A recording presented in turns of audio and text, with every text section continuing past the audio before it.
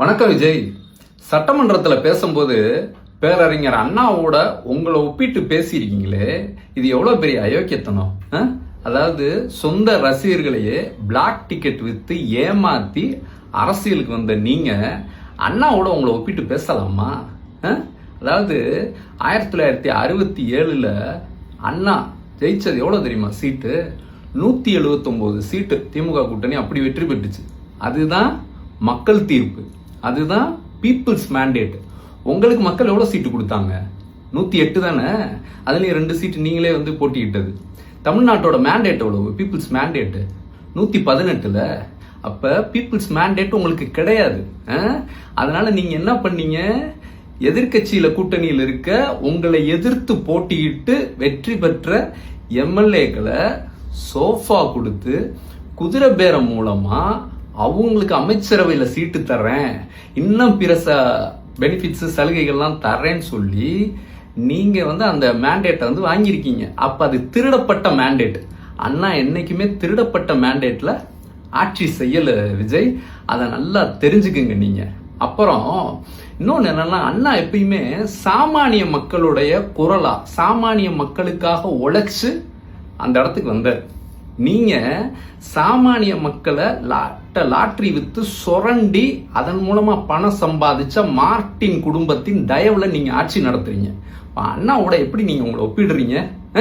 இன்னொன்னு, அண்ணா எப்படி வந்தாரு?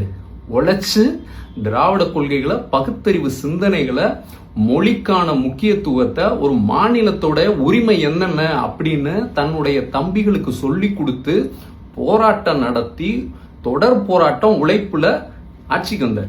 நீங்க எப்படி வந்தீங்க?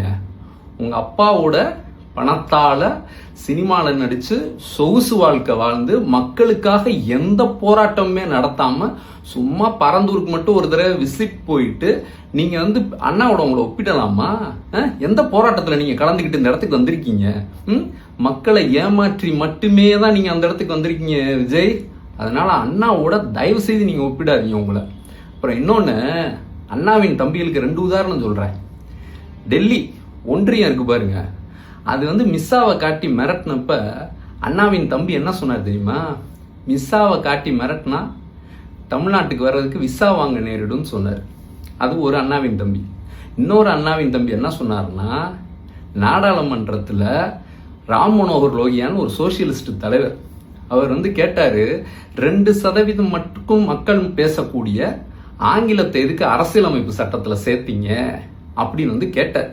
அதுக்கு அண்ணாவின் தம்பி என்ன பதில் கொடுத்தாரு தெரியுமா? 536 பேர் மட்டும் பேசக்கூடிய சமஸ்கிருதத்தில் என்ன அடிப்படையில் அரசியலமைப்பு சட்டத்தில் கொண்டு வந்தீங்க அப்படின்னு கேட்கக்கூடிய துணிச்சல் அண்ணாவின் தம்பிகளுக்கு இருந்துச்சு. சரிங்களா? அண்ணாவின் தம்பிகள் என்னைக்குமே கட்ட பஞ்சாயத்து பண்ணி அதன் மூலமா நிதியமைச்சர்ன்ற இடத்துக்கு பணம் கொடுத்து வரல. சரிங்களா? அது நல்லா தெரிஞ்சுக்குங்க.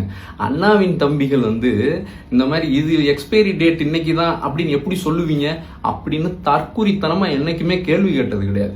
அண்ணாவின் தம்பி லாட்டரியை வித்து அதன் மூலமா அந்த இடத்துக்கு வரவே இல்லை. அதனால அண்ணாவோடய நீங்க ஒப்பிடக்கூடாது, அண்ணாவின் தம்பிகளோட உங்களோட யாரையுமே ஒப்பிடக்கூடாது விஜய். நீங்க ஒரு நாளாவது மக்களை பத்தி சிந்திக்கிற இடத்துல நீங்க இருக்கணும். அண்ணா பத்திரிகையாளர்கள் வந்தாங்கன்னு வச்சுக்கோங்களேன், சந்திக்கிறதுக்கு தயங்கவே மாட்டார், பயப்பட மாட்டார், பனையூர் மாதிரி ஊருக்கு ஓட மாட்டார். சட்டமன்றத்தில் என்ன கேள்வி கேட்டாலும் சட்டமன்றத்திலே வச்சு அண்ணா அதுக்கு பதில் கொடுப்பார். ஓடி போய் வீட்டில் உட்காந்துட்டு மறுபடியும் அறிக்கைன்ற பேரில் எழுதி கொடுக்க மாட்டார். இது எல்லாத்தையும் தாண்டி கடைசியா தன்னுடைய தம்பிகள் நிற்கிறாங்க அப்படின்னா, சட்டமன்றமா இருந்தாலும் அங்கிருந்து வேகமா ஓடி தன்னுடைய தம்பிகளை பார்க்கக்கூடிய இடத்துல இருப்பார். அவங்க கோரிக்கை என்னன்னு கேட்பார். நீங்க யாரு?